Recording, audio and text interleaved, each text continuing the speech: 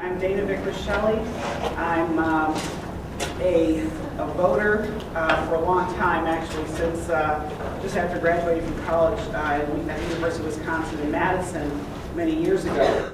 First of all, individuals can run to be elected delegate, and actually that's where I started. I was a supporter of Senator Obama's since late 2006, and I thought, if he's going to run for president, I want to be a delegate. Now, the reason that I was a little bit more familiar with sort of some of the steps of the process were one of my positions right after college was I worked at the Democratic National Committee in the communications office. I was an assistant there and a special assistant to the chairman. So I was familiar with the fact that there are rules. And while the rules change each time, I knew that I first need to go to the DNC to see what the rules were to be a delegate in the state of Maryland. Because what happens is every state, California, Illinois, New Jersey, Georgia, etc., plus the District of Columbia, Americans abroad or Democrats abroad, all have rules for how delegates are selected from their state. So what I did was look at the rules for Maryland, and in Maryland, you could apply to be a delegate, and that's what I did. I applied to be, with the State Board of Elections, applied to be a pledged district-level delegate for Senator Obama. So I signed my name, went to Annapolis, signed the forms with the State Board of Elections and said I wanted to run. I wanted to be on the ballot in the February 12, 2008 primary to be a delegate to the Democratic Convention pledged to Senator Obama. I was on the ballot, ran for delegate. Actually, I earned the third highest amount of votes. So when you just look at that, oh great, I'm one of the top 3 vote getters. You can select 3 females, so I should be a elected delegate. The Democratic National Committee has something called proportional representation. So in terms of the delegate selection process, so that the candidate, if another candidate wins, 30% or more of the vote, that candidate can have a delegate, meaning they can be represented. Even though Senator Clinton lost the Maryland primary, she earned 30% of the vote, so she was entitled to a delegate. So my last name is Shelly, so guess what? Her first female delegate actually was seated as a pledged district delegate for the primary. Okay, what is the other way you can become a delegate? So I again went back to the Maryland State Democratic Party rules to see that they're also delegates who can be pledged at large, meaning not from a congressional district, which is what I had run to be, but as a pledged at large. So it was a combination of things. Speaking informally, I would say it was a combination of pluck and luck, because I got the information I needed, filled out the documents, ran, stayed involved, stayed active as a volunteer, etc., and then also met with people, talked with people, advocated for myself, so I would have the opportunity to be considered as a delegate.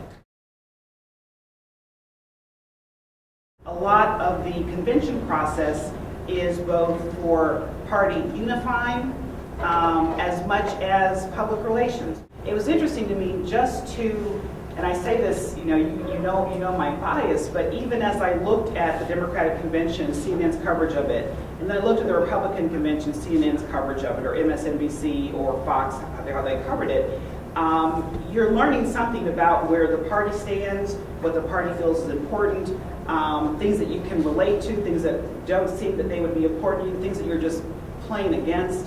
And I think for people to see that literally in living color, I think is really helpful. I'm not sure that everybody goes online, reads all the issue briefs, and if that were the case, we might not need to have conventions, but I think it is helpful as a way to try to further engage people.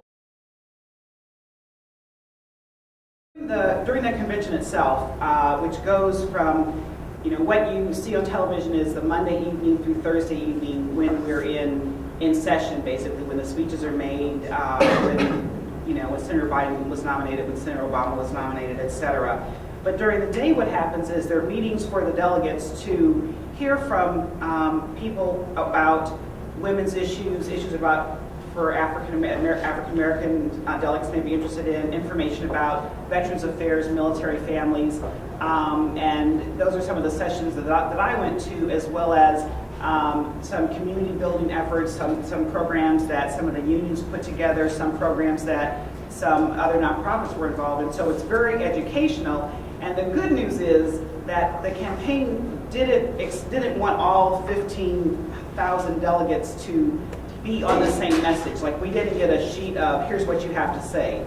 But what they did ask us is, don't talk, basically our job is not to talk to reporters as I'm speaking on behalf of the Obama campaign. The official business is to nominate the president and vice president for the party or for the country. It's also to support the candidacies of people who are running for state legislator, for congressperson, for senator, for governor, for mayor even. This year, I would say it's a combination, because this year, because we had Senator Clinton, strong, capable, qualified to be president, Senator Obama, strong, capable, qualified to be president, as the two Democrats who were at the very end still running. So what's important at the convention is there's an opportunity to, it's both bringing the party together, but it's also showing that, and again, for the Democratic Party, which is known, which has been long known for being, I mean, frankly, looking more like the Republicans look this year, which was sort of every man, woman, and child for themselves. It's, you know, being, fights is not the right word, but you know what I'm saying, having a lot of dissonance going on and dissent at the convention.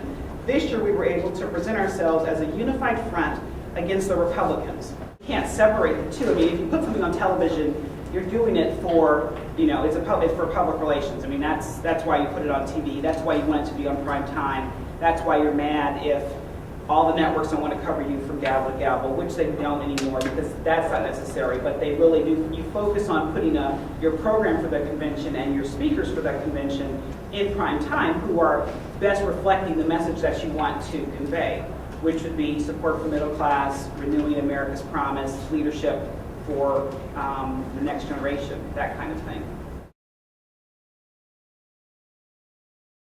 What's very important to the Democratic Party is to have representation that reflects the United States, that reflects voters, that reflects the state itself. For example, each state has a representation allotment for women, for Latinos, African American, Native American, youth, meaning delegates under 30 years old, gay, lesbian, transgender, as well as folks with disabilities. So, not to say that you have to, you know, somehow all those things get selected as a delegate. One of the things that people pay attention to is if the population of your state, if you're from North Dakota, for example, you'll probably have, the delegation will be comprised of probably fewer African Americans, perhaps more Native Americans, perhaps more Caucasian than a state like Florida or a state like Mississippi or something. So that's part of the rules. That's part of the rules as well overall for the Democratic Party. Because what happens is, as I mentioned earlier, the party overall set the main rules in terms of when your primary can be held. You know, no to Michigan and Florida, please not try that again. When your primary can be held, what proportional representation is, and then they ask each of the states to provide their plan for how they're going to address that, or how they have addressed that in their own delegation. In terms of the platform, I think that there is a connection between what the candidate and his team puts together, and as well as how the party conducts itself. The challenge is, and again, it's the Democratic Party platform. Generally, that's used by the presidential candidate, then president. The challenge is how the governors, state legislators, senators, how others adhere to that platform. But I think generally it's looked at as this is the administration's sort of platform outline of how they're going to conduct government, what their main issues are. And I think as you look from, I mean, the platform generally speaks in broad terms about what we believe, what we think we're going to do. And then when you look at it, you've had a chance to go into change.gov, which is the website of the president-elect, that goes in some detail by some main issues and main themes that are consistent with those in the party platform.